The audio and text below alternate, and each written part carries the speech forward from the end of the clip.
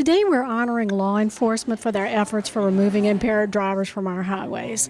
Many times for these officers and deputies, it's a thankless job, but this is a way that Highway Safety has decided, hey, we're going to recognize their efforts because we know that it saves lives.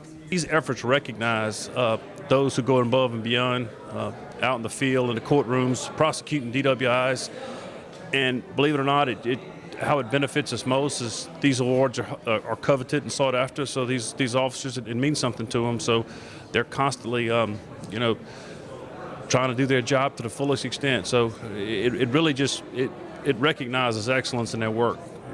And how did these efforts benefit the state? They benefit our state greatly. They help to save lives. I'll give you an example. In 2007, the fatality rate in Louisiana was just under 1,000 people. We've dropped down to the mid-600s. It's a tremendous drop in lives saved, almost a third. And that's in a direct result of some of the enforcement and prosecutorial efforts that we're honored here today.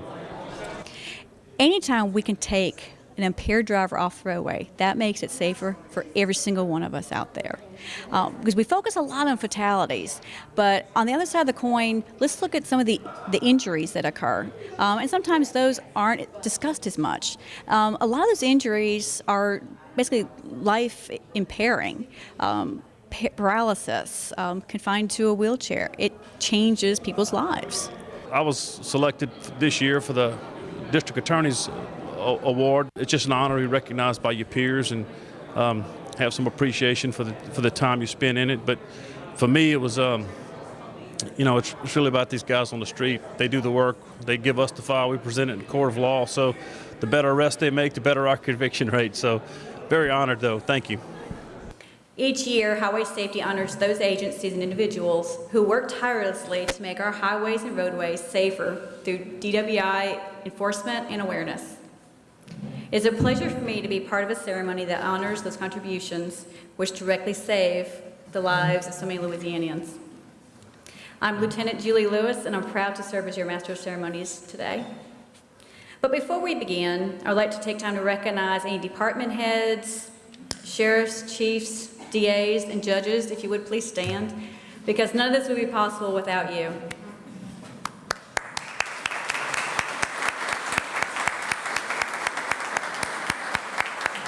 You know, I apologize to my friends with the Sheriff's Department. I apologize to my chiefs around the state because we didn't do a good job as an organization of being together. I mean, we weren't sharing resources, we weren't sharing databases. None of us were. I mean, we were all in different parts. I mean, the sheriffs were over here, the chiefs were over here, the state police were over here. We were all doing a great job, but look what we've been able to accomplish when we started working together. Look what we were able to accomplish when I sat down with my friends and we said, you know what, we can do a better job. When I traveled to every single sheriff's office in the state and said, you know what, I'm head of state police, okay, it's just a position. I'm just Mike. How can we do a better job? How can I help you? How can I stand next to you, my sheriff, my chief, and how can we do a better job together? How can I take the resources I had? I opened up my training academy. I opened up our troops. I opened up our offices to go and visit every single chief in this state, and there's 350 chiefs out there. I know we've got 39 new ones, 20-something of them are training here in Baton Rouge here today. And the thing about it is 85% of our police departments in this state have less than 15 officers on the job. And that's probably true around the country. You know, we talk about our first responders, we talk about our fire departments, 80% of our firemen are what? They're volunteers. They're doing something else when that fire breaks out. They stop what they're doing and they head out there. They're first responders. You know, it's not about an individual effort, although we're going to honor people here today for their individual efforts because that needs to be talked about, that needs to be said. One death, that's too many. And when it's alcohol related, it has to infuriate. And you know what? It infuriated y'all, which made you get out there and make the arrests that you made.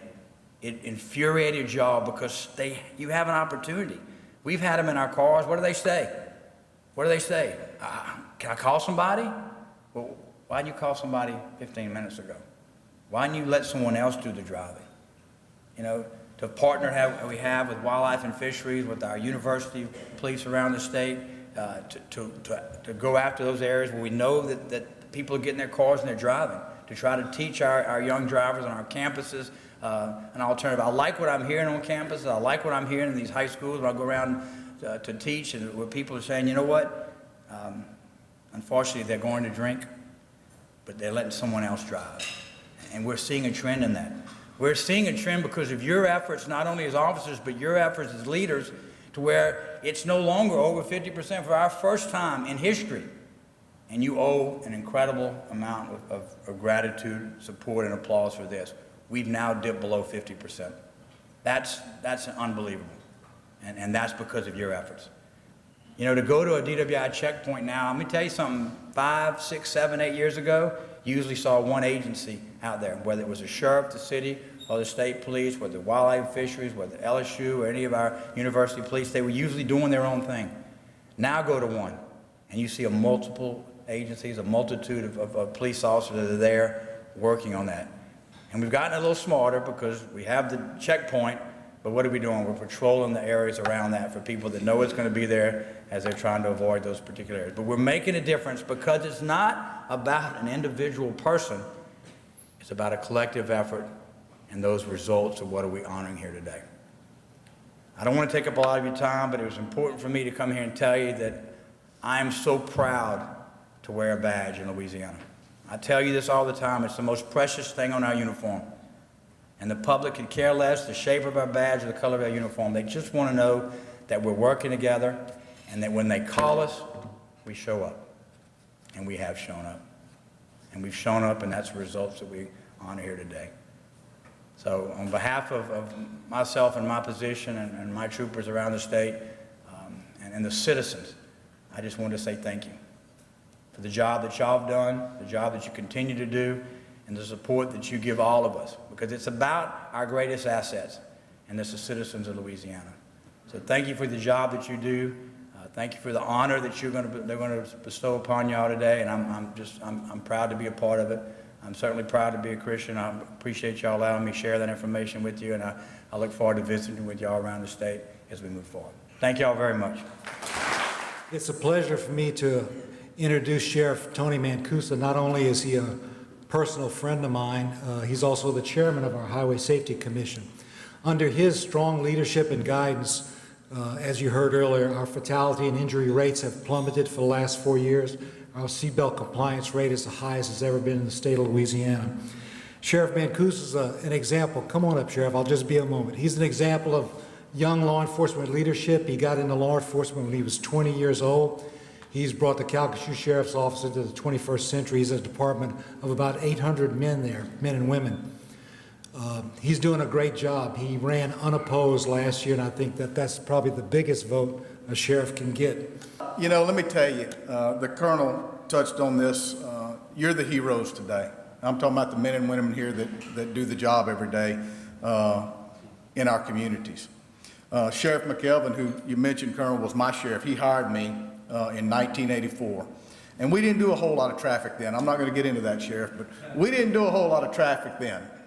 But I want to tell you a quick story because I want to tell you what an impact you truly have. And you truly are heroes, because we'll never know the number of lives that you truly saved by taking that drunk driver off the street. We'll never know that. We won't have a statistic for that. But I promise you it takes place. But a few years ago, we have what we call a CDU unit in our department, a crime deterrent unit. And they do a lot of things. They're a 5-man unit on every shift. But one of the things and tasks that they do is they go around the neighborhoods and literally walk neighborhoods and give out flyers and talk to the public. They go door to door. And do you know what about 80% of the concerns of our public are when we go door to door? You would think it would be drugs and burglaries and those types of things. You know what the answer is? You know what they're concerned about? Speeders and DWIs and reckless driving. It amazed me. It truly amazed me when we started this.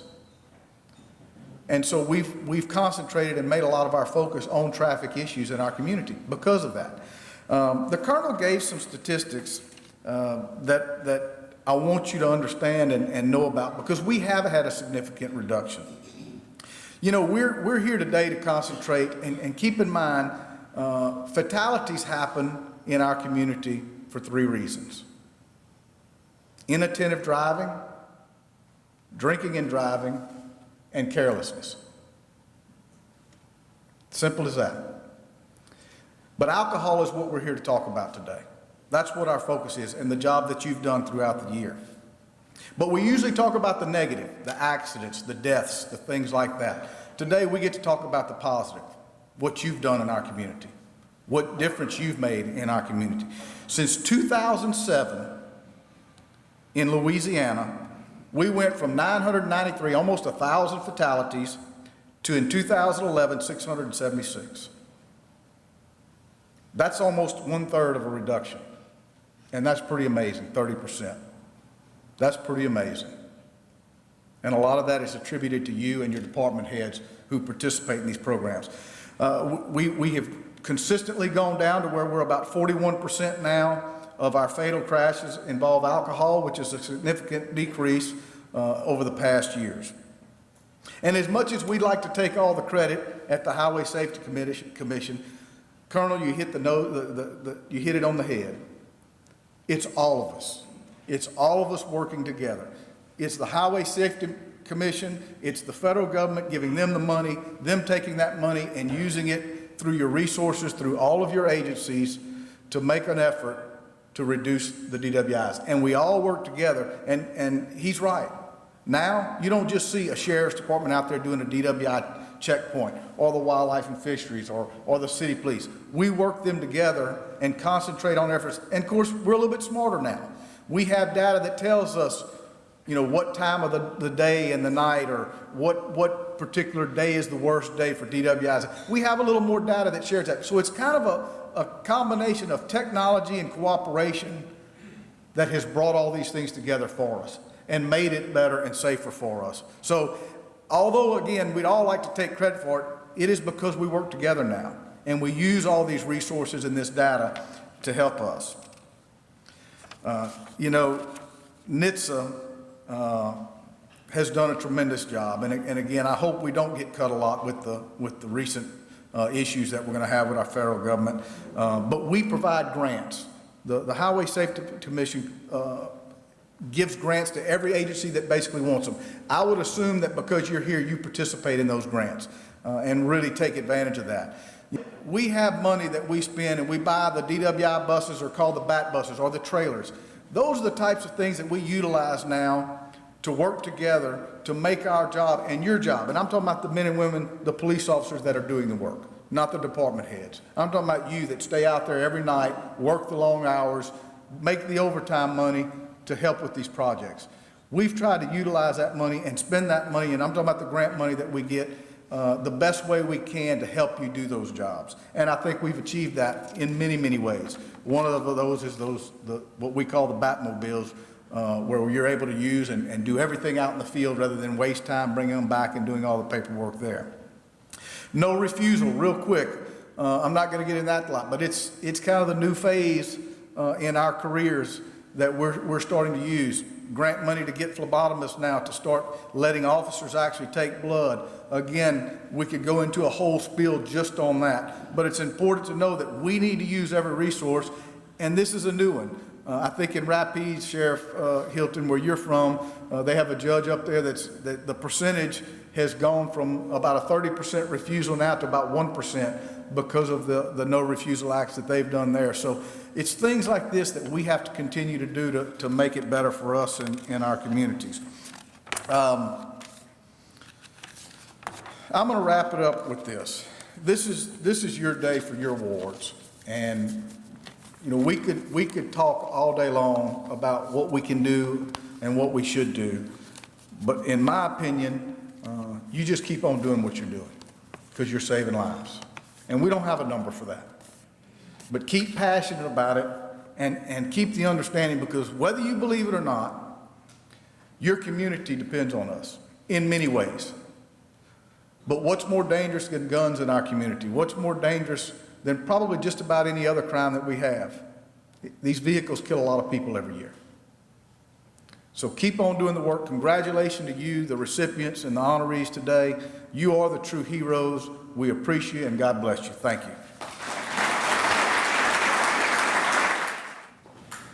When we call your name, if you would, please come to the front to receive your awards. If you would, please hold your applause to the end of the ceremony. Livingston Parish Sheriff Jason Gerald Ard and Officer Nick Lecaro. Hopefully I said that right. LeCicero. I apologize.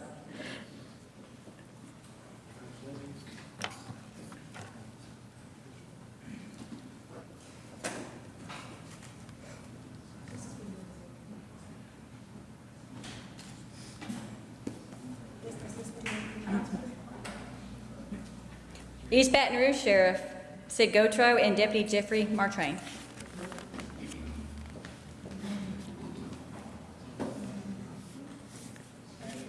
And standing in is Colonel Lawrence McCleary.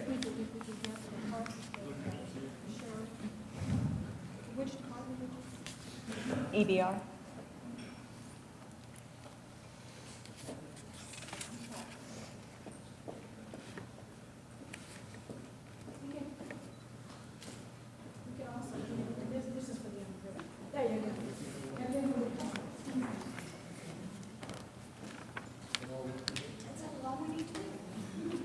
Ascension Parish Sheriff Jeffrey Wiley and Sergeant Ted Gonzalez.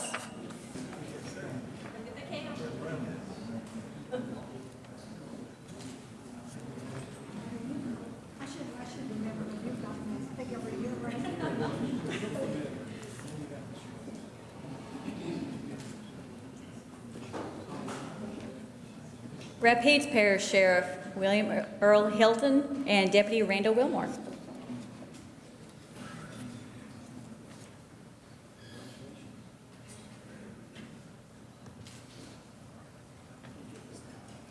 From Lafourche Parish, Sheriff Craig Weber and Deputy Joseph Anderson.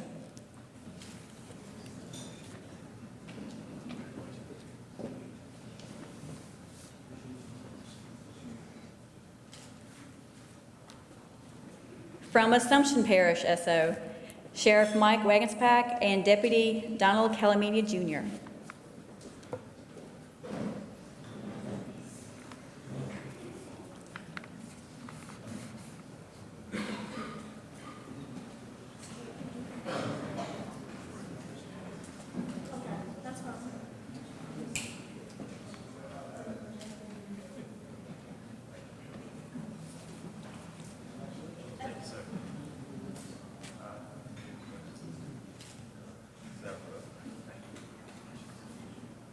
From Kenner PD, Chief Steve Carraway and Officers Patrick Gallagher and Jacob Tolpe.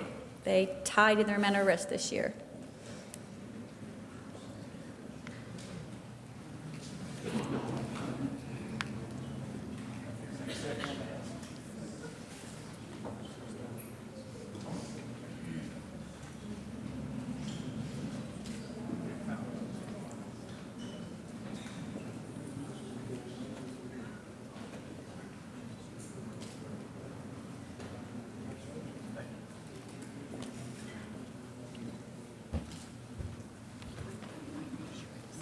Denton Springs Police Department, Chief Paul Scott Jones and Officer Brian LeBlanc.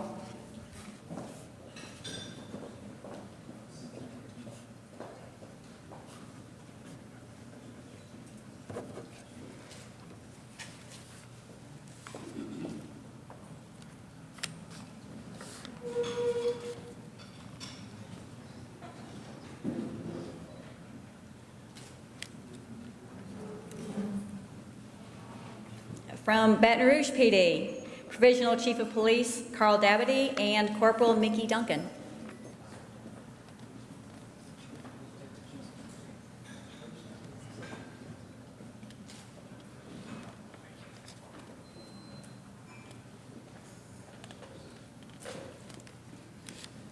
From Livingston Police Department, Chief Randy Dufresne and Officer Douglas Minson. From Franklinton PD, Chief Donald Foles, and Patrolman First Class James Pugh.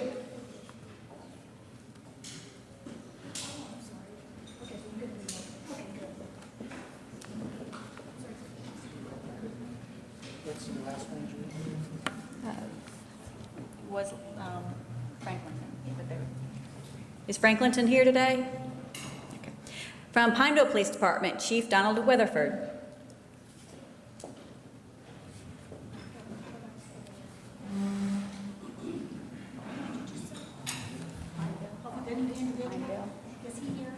Pineville, yes.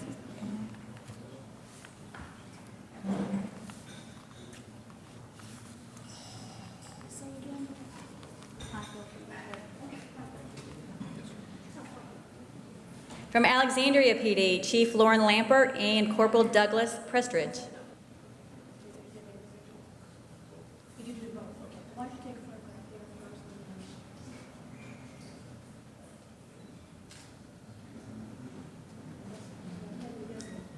And from Shreveport Police Department, Chief Willie Shaw Jr. and Officer Donald Bellinger.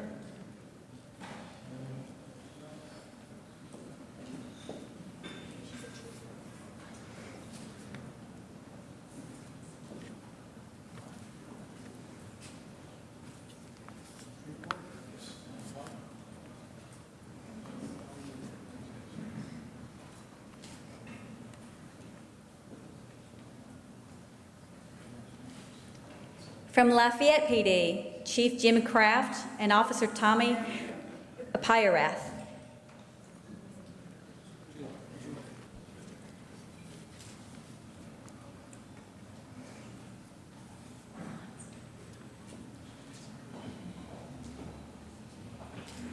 From West Monroe PD, Chief Jerry Stansberry and Sergeant C.J. Beck.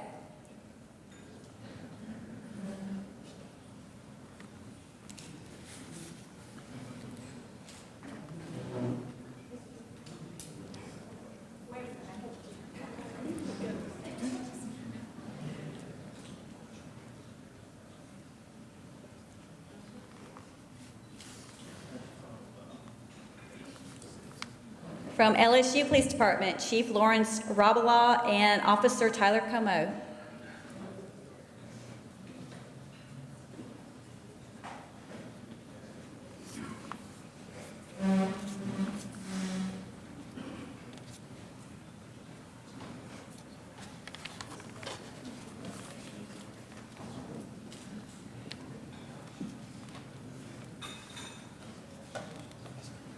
From the Causeway Bridge PD, Chief Nick Congemny and Officer Mike Melton.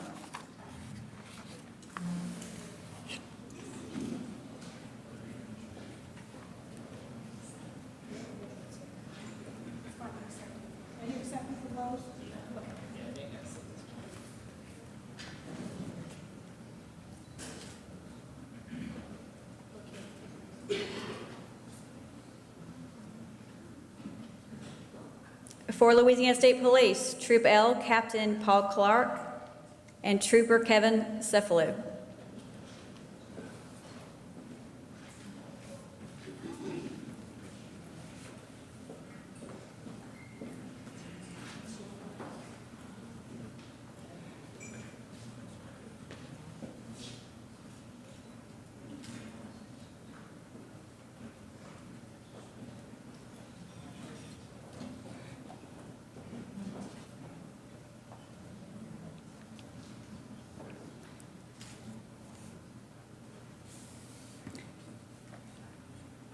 From Louisiana Wildlife and Fisheries, Region 7 Captain Len Yoakum and Sergeant Toby Miller.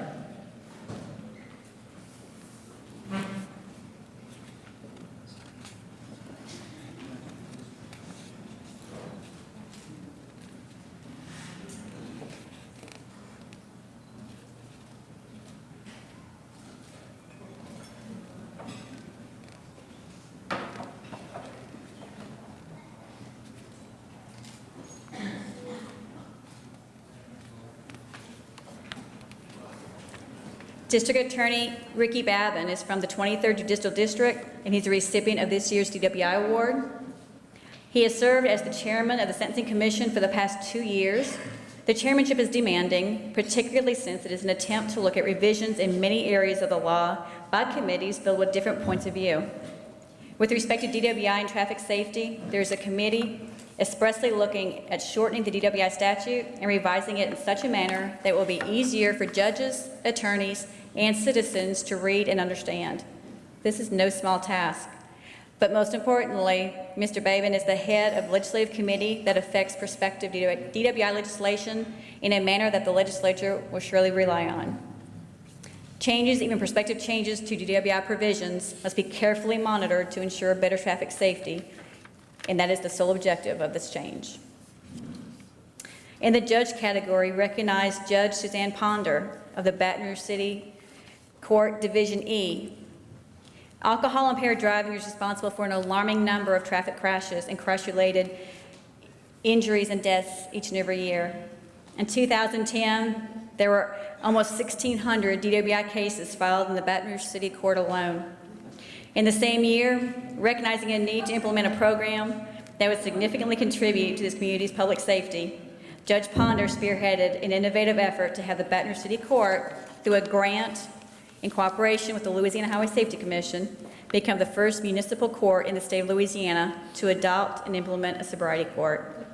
By broadening her efforts and establishing an 8-member team and participating with them in training, site visits, and brainstorming sessions, Judge Ponder's efforts were successful, and the first participants were admitted to sobriety court in January of 2011.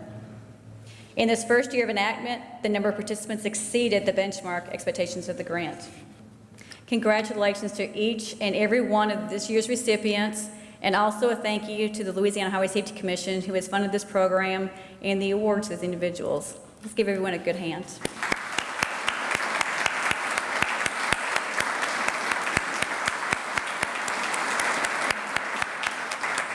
As I tell the participants who come into sobriety court, when they successfully complete the program, they are better off because they're not drinking and driving, and our community is safer because they're not drinking and driving. I just want to congratulate all the recipients, and particularly thank the Louisiana Highway Safety Commission for the excellent work that they do, the resources they provide, the guidance, and thank all these great officers, men and women who are out there every day and every night making our streets safe. So thank you. We just want to thank the men and women for doing the work that they do, and ask them to continue, and ask the motoring public not to drive drunk, designated driver whenever they can, and always wear their seatbelts.